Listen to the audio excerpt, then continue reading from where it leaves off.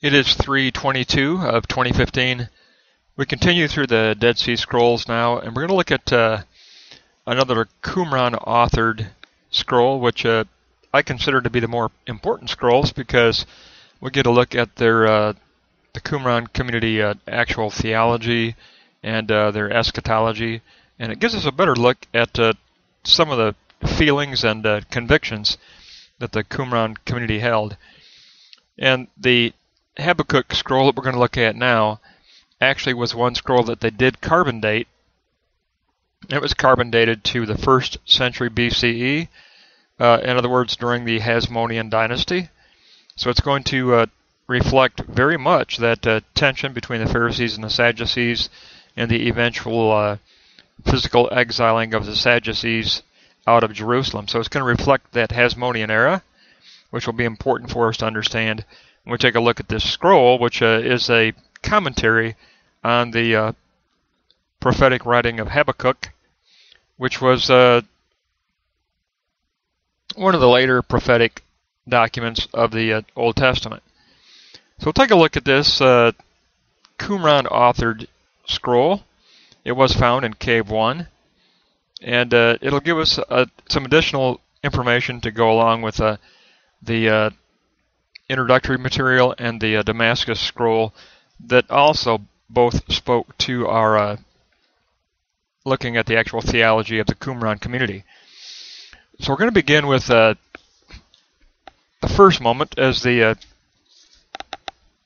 actual Nebuchadnezzar threat that was a pattern for understanding the Qumran generation of wickedness.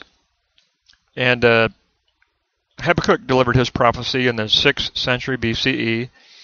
Judah was threatened by the Chaldeans and the Babylonians and Nebuchadnezzar. And the Qumran author used this prophecy as a pattern for interpreting the existing generation of wrath that they felt they were living under. Israel was, of course, threatened by the Romans from without, but internally they were threatened by the conflict between the wicked Pharisees and the pious Sadducees that had been forcibly exiled out of Jerusalem. So the two adversaries were the Sadducees' teacher of righteousness, possibly ahead of the Sadducee party, and the man of the lie with his wicked priest, and that, of course, was the brother to the queen, Absalom, and the son, Hyrcanus, who was a Pharisee-based and became the appointed high priest, the son of the queen. And as I said, carbon dating did date the scroll to the 1st century BCE during the Hasmonean dynasty. Now, if we look at their particular shaping of this prophecy, then we look at the conflict between the man of the lie and the teacher of righteousness. And in their current situation, they perceived that the law of God had been repressed, injustice continued in Jerusalem, judgment was not coming forth, and the wicked priest was hemming in the teacher of righteousness. So they considered that those who were following the man of the lie, the head of the Pharisee party, they considered them traitors to Israel. So the Israeli traitors followed the man of the lie. And to this Qumran writer, they have become the cruel Israelites of the last days. They ignore the priest with the heart to interpret the prophets, which would be the teacher of righteousness. And they considered the Roman occupation as a divine judgment. So they viewed these Romans who were trampling the land, taking captives, as a punishment against this apostasy. They have success because of the crimes of the wicked ones who dwell in Jerusalem. So it is a punishment against the apostasy of the Pharisee leadership. Now the faithful of the teacher of righteousness must remain loyal to God's law. God will not exterminate his people through the Gentiles. The chosen will pass judgment on the Gentiles. By their rebuke, the wicked ones of Israel will be eventually condemned. And the members of the Qumran community have not yielded to fornication during this generation of wrath. They have not given up the faith. They've remained faithful to the priestly precepts. The commentary on Habakkuk ends with a lot of discussion about judgment. I mean, obviously they were very much aware of the fact that, in their opinion, injustice was reigning, and that they were excluded from their priestly roles in the temple. And so a good portion of the commentary is about judgment. And they call it the unfolding of the events for the generation to come. The author begins with mentioning the failure of the family of Absalom. This is interesting because, of course, in the Bible, Absalom was the son of King David. But for the 1st century BCE Hasmonean dynasty, there was a Absalom Israelite nobleman who was the uncle of Aristobulus II, remember, the younger son of the queen, and sympathetic to the Sadducees, as was the king. And he's criticized for keeping quiet when the teacher of righteousness was being rebuked and persecuted and forcibly exiled. He did not stand up to the man of the lie, and this sin of omission will be judged in the end. The Romans will be judged because they only sacrifice to their standards. They worship their weapons because they become enriched by their weapons. They possess no mercy because they even kill pregnant women with the child in the womb. So the warning is, be watchful during this time of the generation to come, because the teacher of righteousness is like Daniel. He has the divine inspiration to interpret the prophets. We must be watchful and alert to what he might say, defend him against any rebuke or persecution, and to remember that our teacher of righteousness writes the truth for the generation to come. And the last days will be longer than what had first been believed or anticipated. Now next, this judgment section mentions the righteous ones who are faithful throughout the era of suffering, and the generation to come of the last days will not be delayed, it will come. The evil ones will not be able to avoid that time when they are to come to judgment, but the faithful ones will escape wrath through loyalty to the teacher. And the authors of the text are quick to point out there is a current teacher of righteousness, but there also is a view within the Qumran community of the teacher of righteousness of the last days.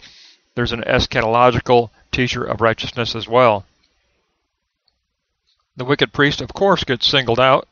That's Shalom's son, Hyrcanus II. Initially, he showed some interest in truth, but then he gave over to selfishness and greed. When he became ruler over Israel, he betrayed the commandments. He will fall into the hands of his enemies and be tortured. In the last days, of course, all the riches are going to be handed over to the Romans anyway.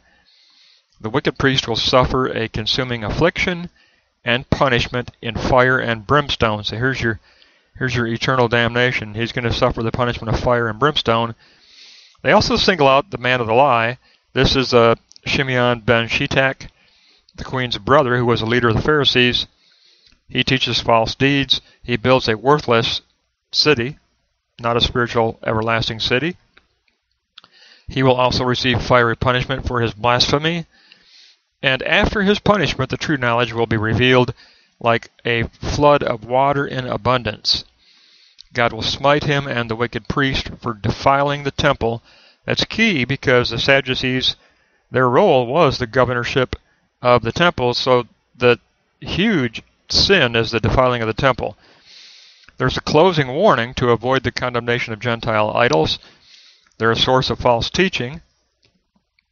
They don't have a voice. This is kind of critical because God was all about understanding deity is all about voice and the role of the teacher of righteousness who gives voice to deity, so interpreting the prophets. But these idols don't have a voice. They don't have a